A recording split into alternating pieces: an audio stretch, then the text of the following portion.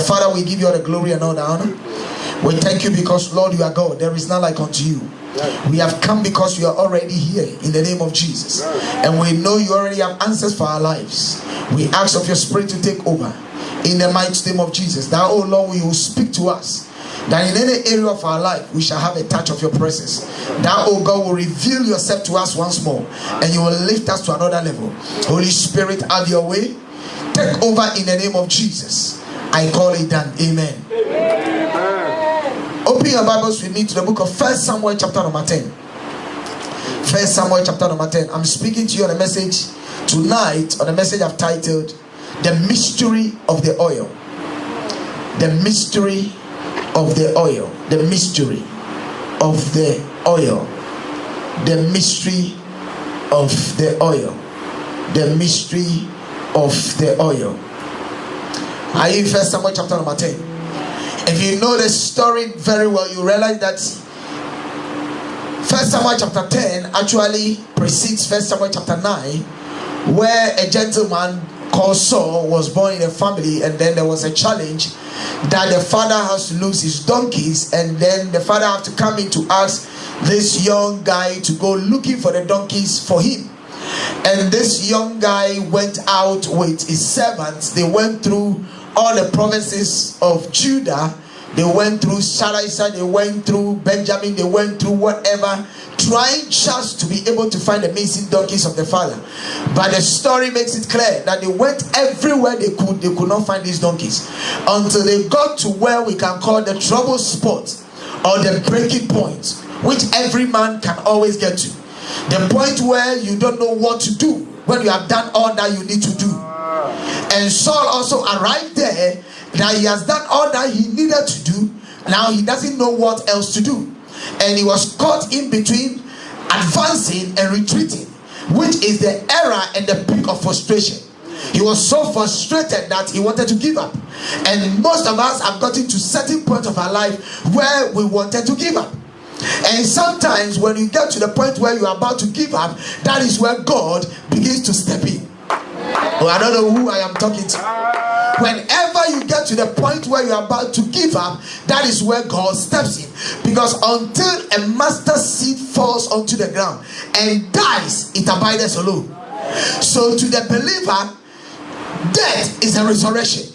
To the believer, the point of frustration is the point of new beginning.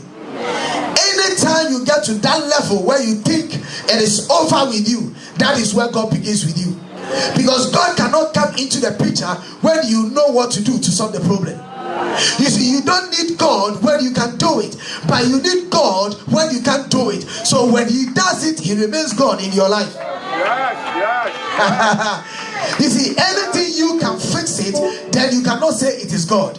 Because he has given you your brain, he has given you wisdom, he has given you understanding, he has given you talent, he has given you knowledge to deal with things that humanly you can deal with. But when he goes beyond your knowledge and your intellect and your wisdom and your ability, then he comes in, and that is where he takes the glory.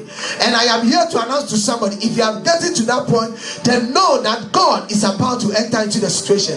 Because when he enters into the situation, the dynamics will change. So Saul got to that point, and Saul was struck with a challenge. He can't go back to report to his father, because that would mean he's a failure. And he cannot advance further, because where he knows to go to find what is lost, he has been there. Are you understand what I'm saying? Then he said, he told the servant, let's go back. And the servant said, no, we can't go back. You see, we have come so far to go back.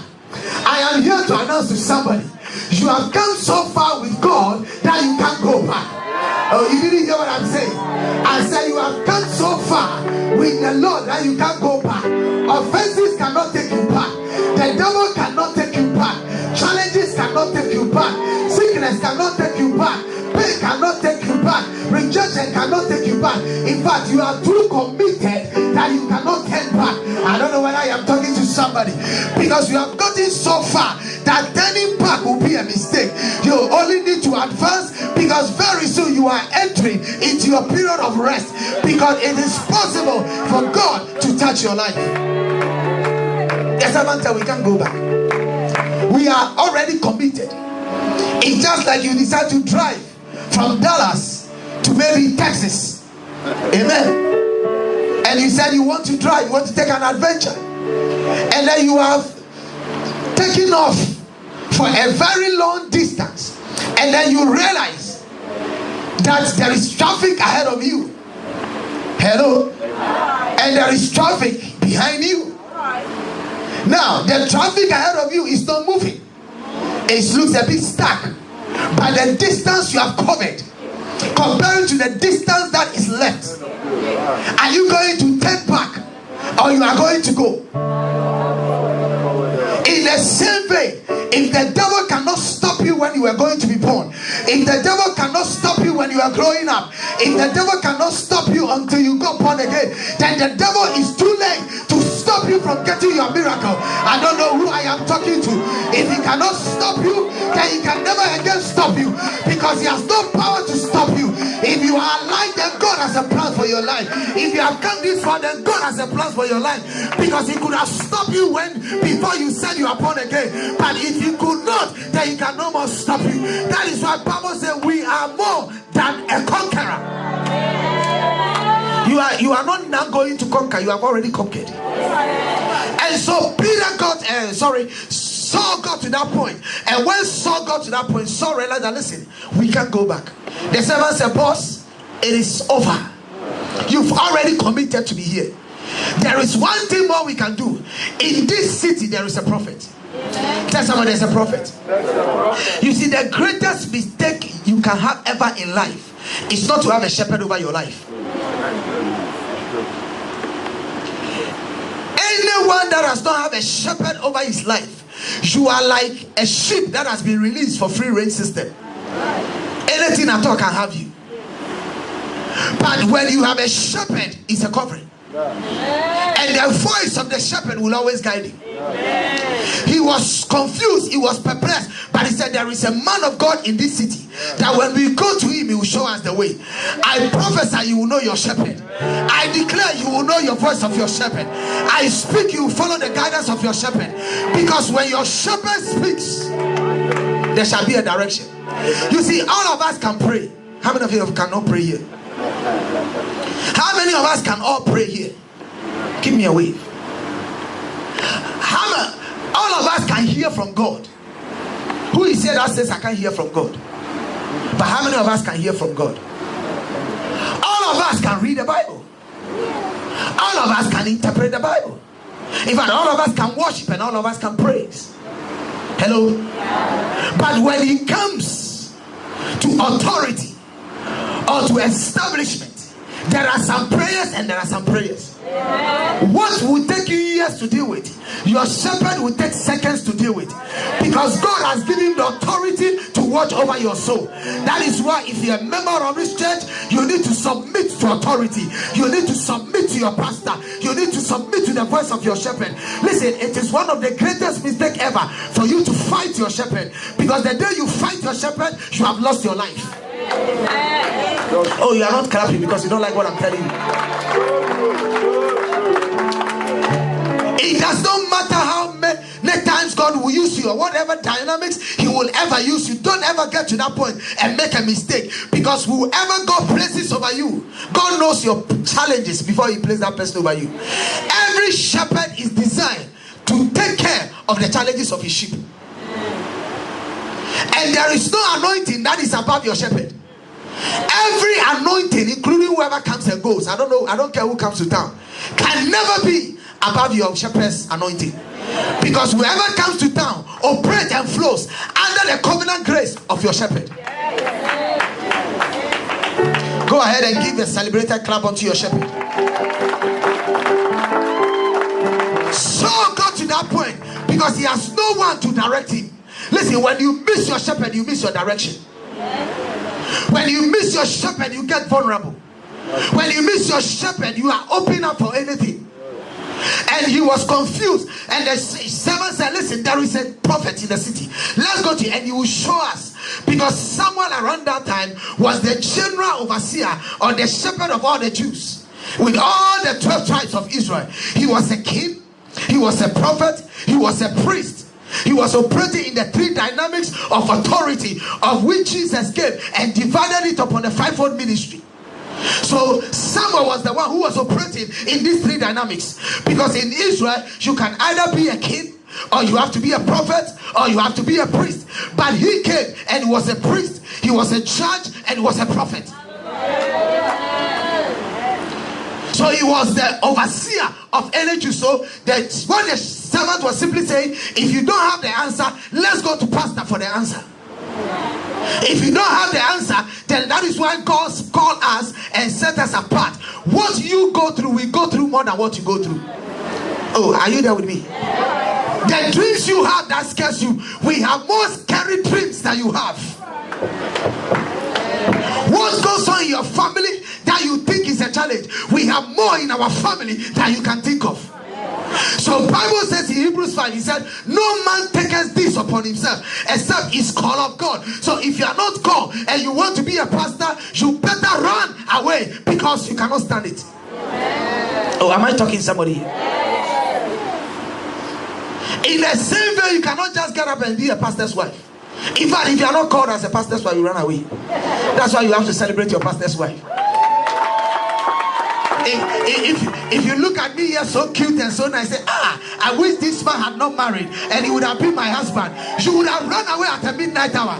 Because you see, as we come in and we cast the demons and we go back, I tell somebody, I said, listen, the demon that followed your grandmother, followed your grandfather, and everybody, that demon comes to follow me because I come to stand in and deal with it. My own is there, your own is there. You can imagine if you are 20 here and everybody has 5 times 20. You can imagine. That is why in life you have to, this is just a digression for you to understand. If you can't give your pastor money, you can give him prayer. But listen, you have to celebrate your pastor. You have to love your pastor.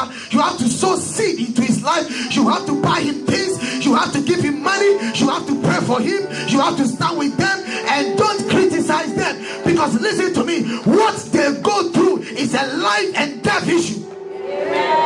Oh, I thought you would clap. Give a clap offering. If you are not clapping, you are a suspect. Watch anybody by your side who is not clapping. Tell the person you are a suspect.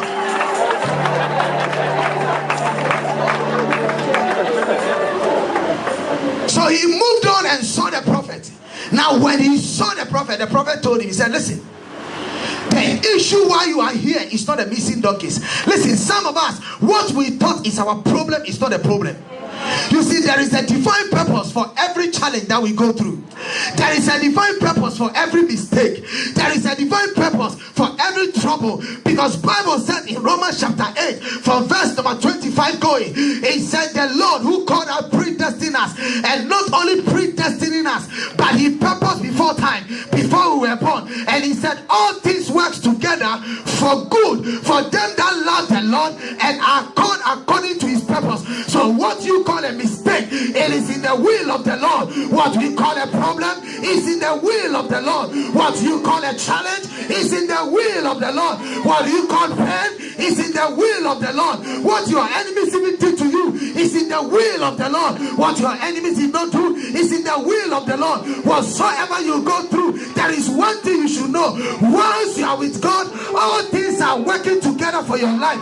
The good, the bad, the ugly, they are all working together for your good. I prophesy into your life today. Anything you are going through, you have to know God is working out something for your elevation.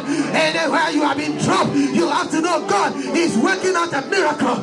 In your tests and trials, the Lord is working out a testimony. In your sickness, the Lord is working out a testimony that men shall see and know that you serve a living God. Who am I preaching to? All things. Listen to me. Golds are in variations. We are gold of different carats. Am I right? Yes. That if you want to serve in a higher place, like Buckingham Palace or the White House or Hollywood, or enter into the Sultans of Brunei's place, you want a star to wear you as a ring on his finger, then you have to have a higher carat. Am I right? Am I talking to somebody? And do you also also know that the purification of any gold is not nice in itself, it's a dirt. But when you bring it out of the dust, what makes it gold is the process that it goes through, the purification process. And do you know that the higher your rate, the higher your fire? Oh, come on, can I preach to somebody? The well refined and polished gold is what shows you the higher carat. The lazy ones that they didn't want to work on it well, that is become the low carat.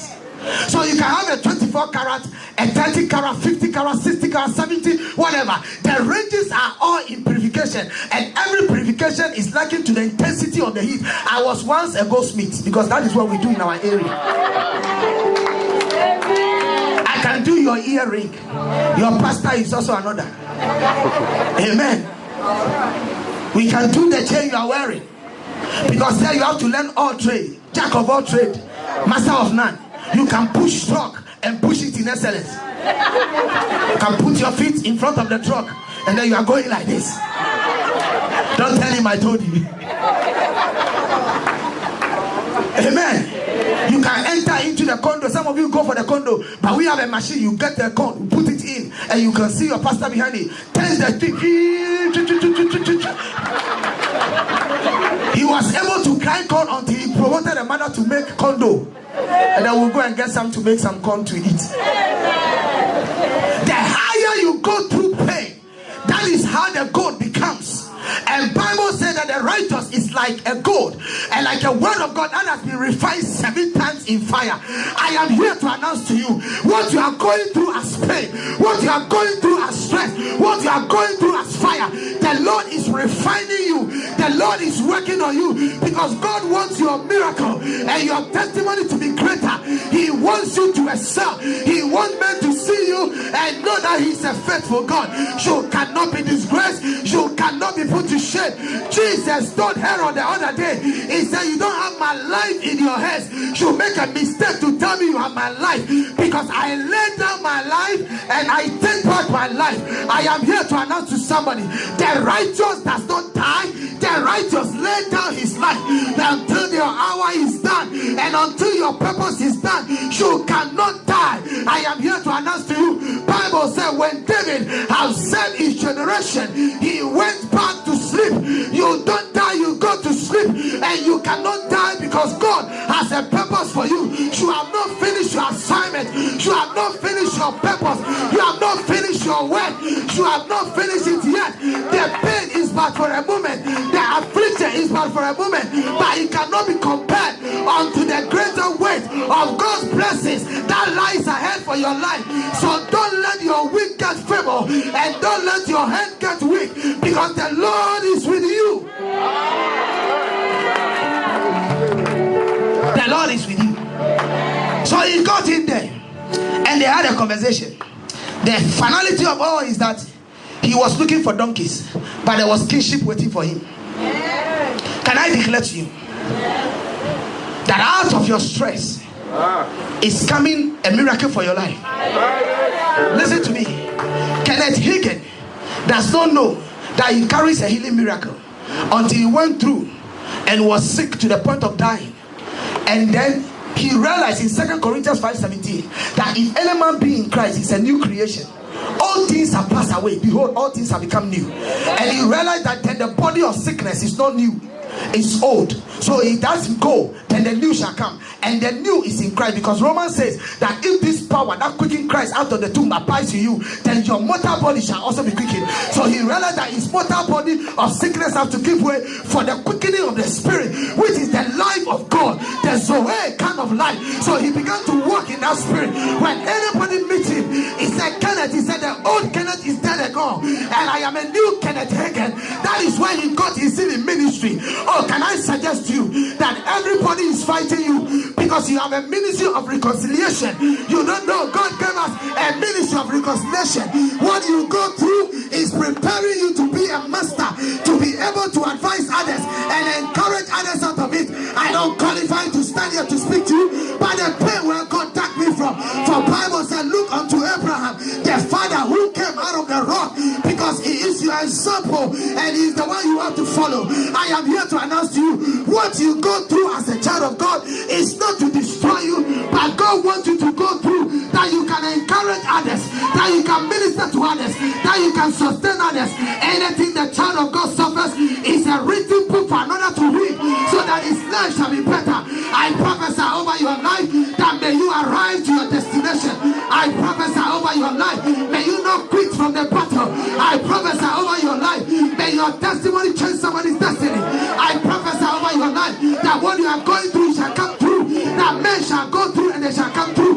That is why God can tell us that if you go through the fire, it shall not burn you. If you go through the water, it shall not overwhelm you. It's not a theory, it's a practical, because it's the God of the fourth man in the fire of Shadrach, Meshach, and Abednego. Are you understand what I'm saying? He's the God over the flood of Noah and his days. I am here to announce to somebody, whatever you went through, you shall come through. If He says He's the resurrection and He is the life, it is true, because He died and rose again. I am here to announce to somebody, you are an example and you are a testimony, an inspiration for many to follow. Receive it.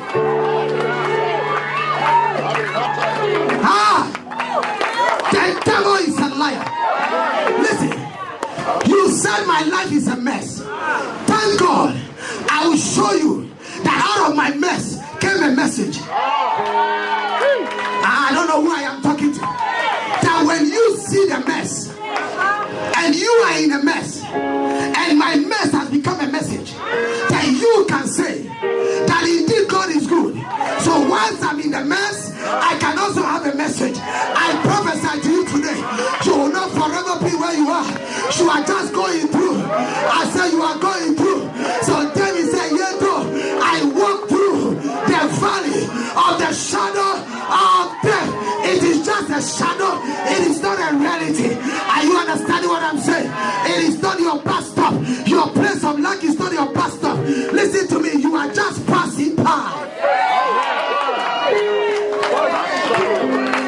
Tell somebody, this also will pass by. This also will pass by. Oh, tell a person, this also will pass by. This also will pass by. Yes, Lord. Yes, Lord. Go ahead and give the Lord a clap. This also. This also. This also.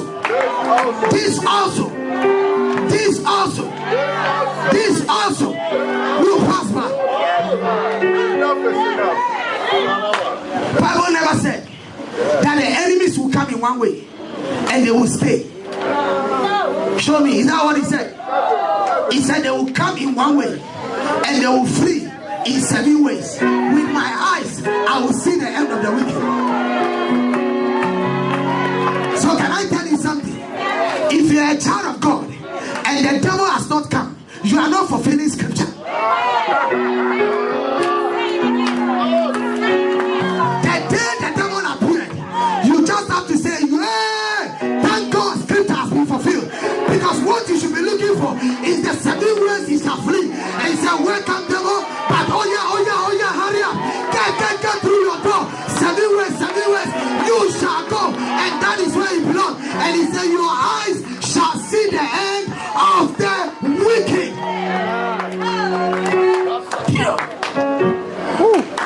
When man rises up and said, over my dead body will you be. Thank God he's fulfilling scripture. Because Psalm 37 says that the wicked shall arise, but they will disappear like a wind in the sun. So in other words, when the wicked arise and they are pompous and proud, the only thing is that their next scripture is that they shall wither by the son of affliction. So you just have to say, thank God for their rose. God, let them wither. Because Herod rose up and thought he can vex the church. But because it is scripture, he rose up that he will be destroyed.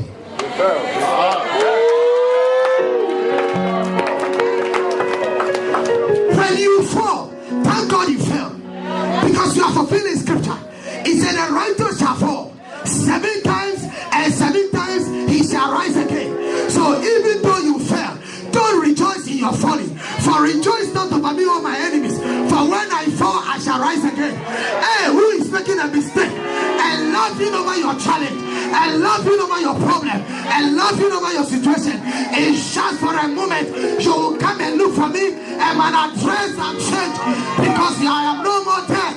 I am here to announce to somebody that you fall, you shall arise, because God has not called you to fail.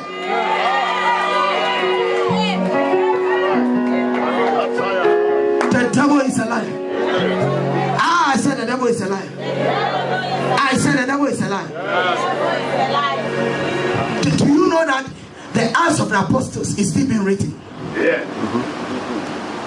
Don't look at me. Paul says that you are my epistles. In other words, you are my handwriting. For whatever I did, that is what. And today, every believer is writing his own book of Acts. Whatever you go through, and you come out, and you didn't die, you are written an epistle. Whatever breakthrough you had, you have written for your generation. So we are all living testimonies, not dead testimonies. I prophesy over your life. You cannot fail because you are going somewhere. You are writing your epistles for others to read.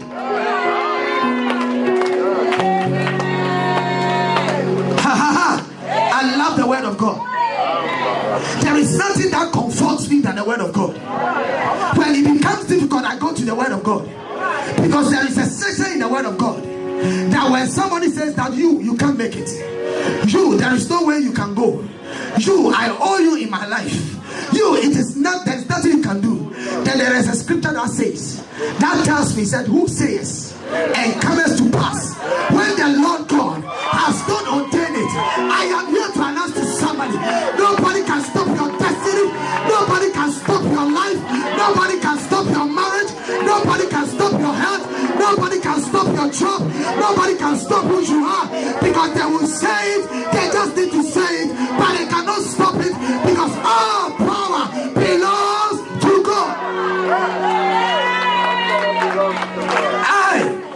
Tell somebody, rejoice in the Lord. Tell everybody, rejoice in the Lord. And when he has dealt with Saul, he said, listen, there is something reserved for you. Forget about you looking for the donkeys and let's go for dinner. Hey, tonight the Lord will take you to a dinner.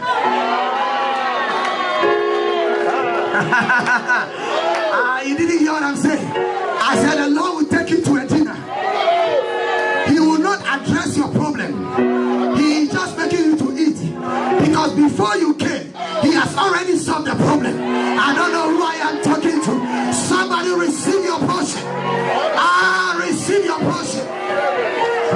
He says, so don't let us discuss the donkeys that are missing. But I just want you to know that before this time, I have reserved the best part of the food for you.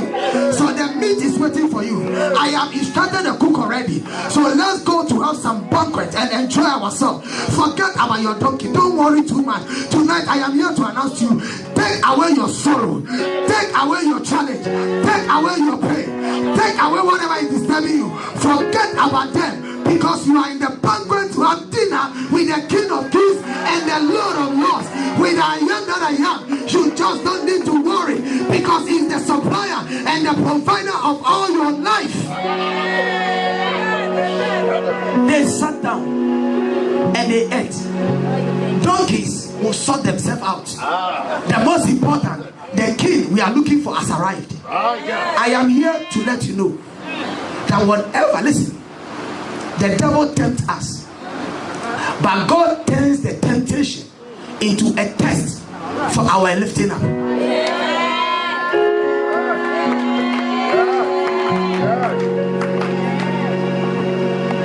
Anything the devil brings our way is to destroy us, but God steps in and allows it, gives us grace to go through it.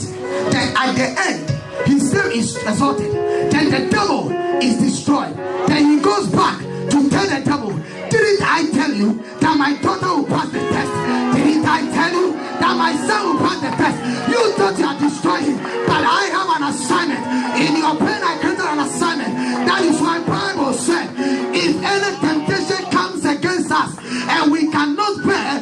God shall make a way